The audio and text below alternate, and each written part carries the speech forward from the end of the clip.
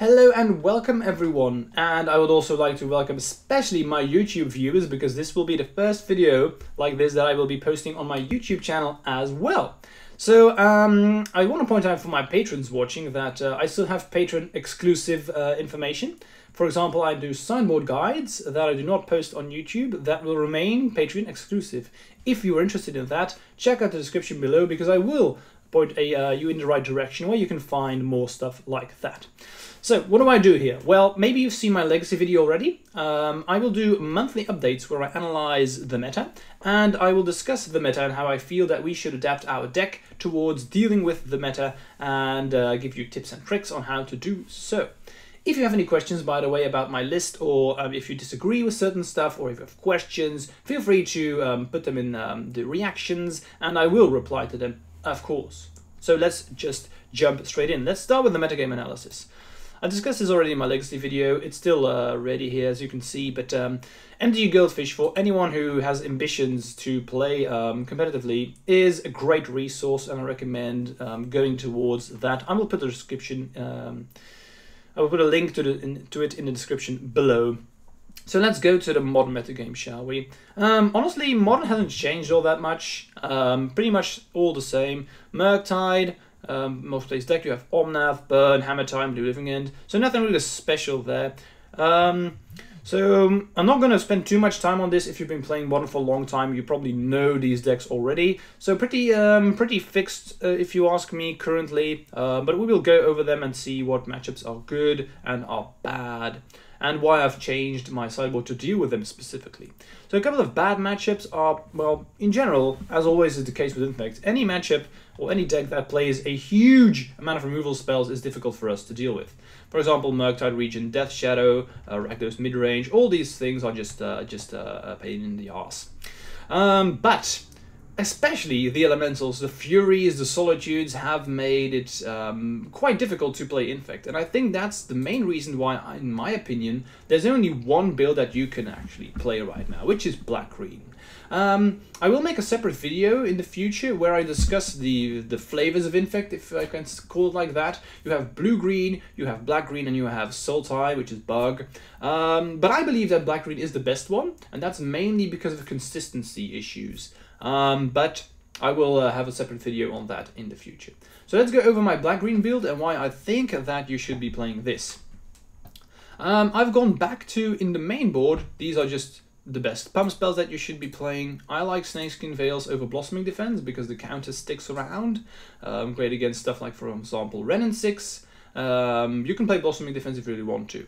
Not playing Mutagenic Growths. I think Mutagenic Growth is when you want to go all in combo deck, and Black-Green Modern is it's not that much of an all-in combo deck. You want to play a slower game, so I'm not a big fan of Mutagenic Growth in that case.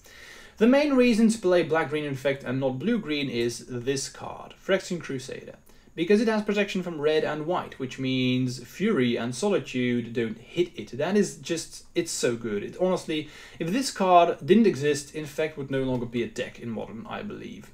Well, Blue-Green would be, but Black-Green would not exist. I've gone back to playing 3 Fatal Pushes and 3 Thought Seizes. So let me explain to you why. Fatal Push is a way to win the game and a way to prevent our opponents from winning the game immediately. Like turn on Rogavan, you can Fatal Push that, really important. If you're playing against creativity decks and they target a creature, you can Fatal Push it in response, really nice. People also don't expect it from the Infect deck. It's just an all-around great card.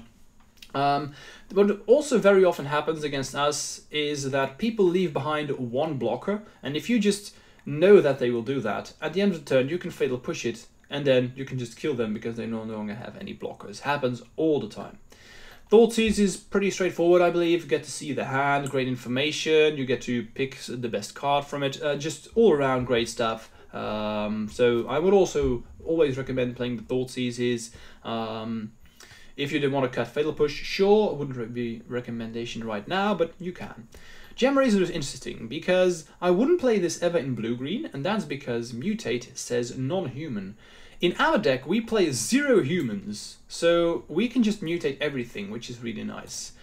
What this does, when it enters, you can destroy artifact or enchantment, which is very, very good, especially in Modern. There's everywhere enchantments and artifacts flying around, so you'll have a target every single time, and it gives trample, so that's perfect for us. We really need to trample to push some damage through. Really, really good.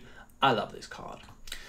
The land suite is pretty straightforward. I am playing 1 Boseiju, you know, it's never bad. If you don't need the channel, you can just play it as land, great stuff. You can see 1 Pendle Haven in here, I'm not playing 2. 3 Nurturings to draw some cards. Pretty straightforward. Let's go to the sideboard. Necromancer, a card that I'm in love with, because this is great against every single combo deck. In Modern, most combo decks rely on 1 card to win the game. So if you're Necromancer, you can just name whatever you want, and yeah, they probably lose. For example, Living End. If you can name Living End, the game is over for them. Easy.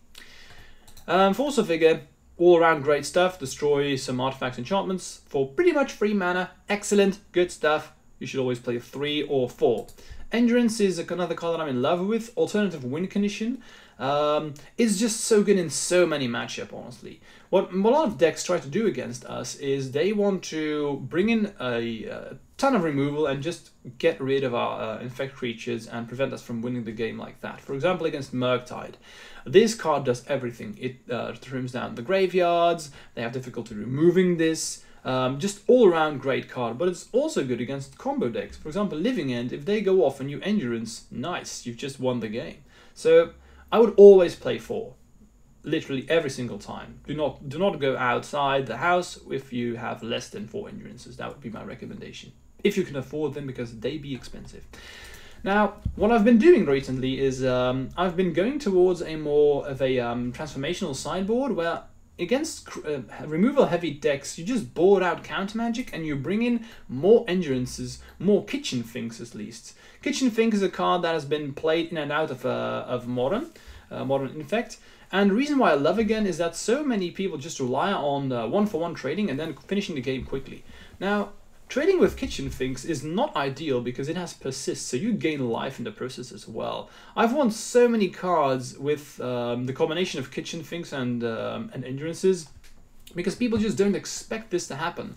Especially a combination of Snakeskin Veil, right? So my opponent uses a removal spell on Finks. It comes back as a 2-1. They want to remove it again. And then I put a Snakeskin Veil, I give it hexproof, and the -1/-1 counter just is gone. It's insane, the value that it provides. Do not underestimate this card. A lot of people do. I will have a lot of gameplay videos in the future where I show you just how powerful this card is. It's excellent. And then I think these are 2 flex slots. I'm playing chokes right now. A lot of decks are relying on 4 colors, 3 colors, very greedy, playing a lot of islands, and they walk straight into a chokes. Yeah, it's just so devastatingly good.